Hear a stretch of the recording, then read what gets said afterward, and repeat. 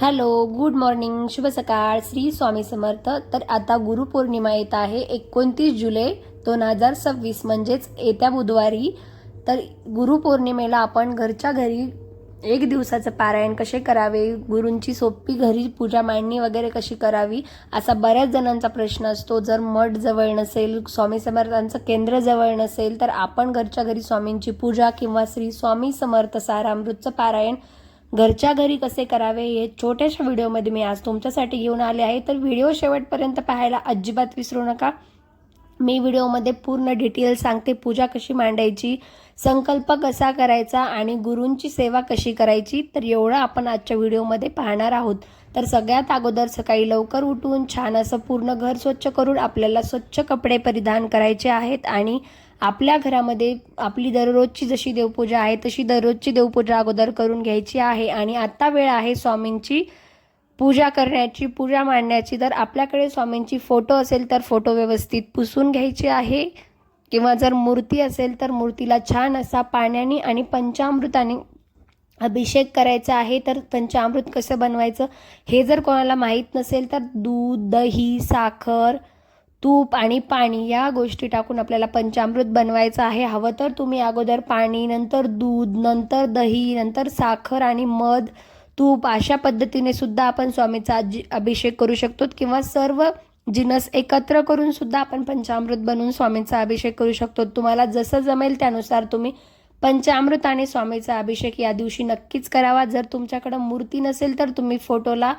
गंध, फूल, अक्षदा वाहून सुद्धा पूजा केली तरी सुद्धा चालते. पण मूर्ती असेल तर आवर्जून सगळ्यात अगोदर स्वामींचा छान अभिषेक करून घ्या. नंतर स्वामींचा आवडता पिवळा चंदनाचा गंध लावून घ्या. चंदनाचा गंध लावून थोड्याशा अक्षदा म्हणजेच तांदूळ स्वामींच्या डोक्यावर टाका, अक्षदा वाहून घ्या आणि स्वामींचा आवडतं पिवळं फूल व्हायचं आहे. स्वामींना पिवळा चाफा भेटला तर अगदी चांगलं, कारण पिवळं चाफ्याचं फूल आहे ते स्वामींना खूप जास्त आवडतं. स्वामीचं आवडतं फूल आहे पिवळा चाफा, पण रेअरली भेटतो, खूप कमी भेटतो तो चाफा. म्हणून जर तुम्हाला पिवळं कुठलंही झेंडूचं वगैरे फूल भेटलं तरी सुद्धा चालतं, ते सुद्धा फूल आपण स्वामींना अर्पण करू शकतो.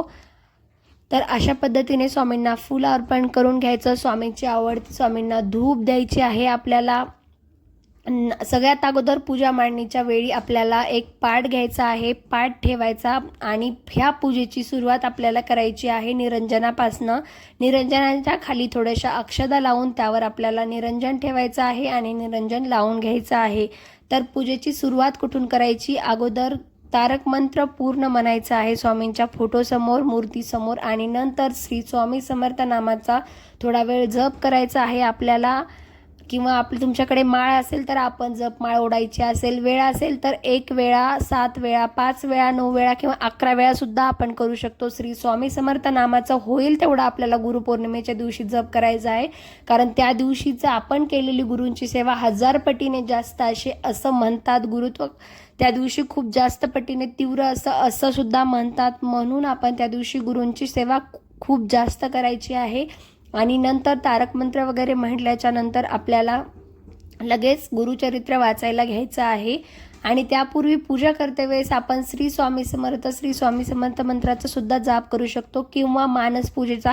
मी अगोदरच्या बऱ्याचशा व्हिडिओमध्ये सांगितलेलं आहे की मानस पूजेमध्ये पूर्ण गुरूंच्या पूजेचा ताट मांडण्यापासून तर पूर्ण नैवेद्यापर्यंतचा उल्लेख आहे. म्हणून आपण हवं तर मानस पूजेचा आपल्याला पाठ नसेल तर फोनवर लावून किंवा टी व्हीवर लावून सुद्धा म्हणू शकतो. तर मानस पूजाही ऐकायला विसरू नका अजिबात.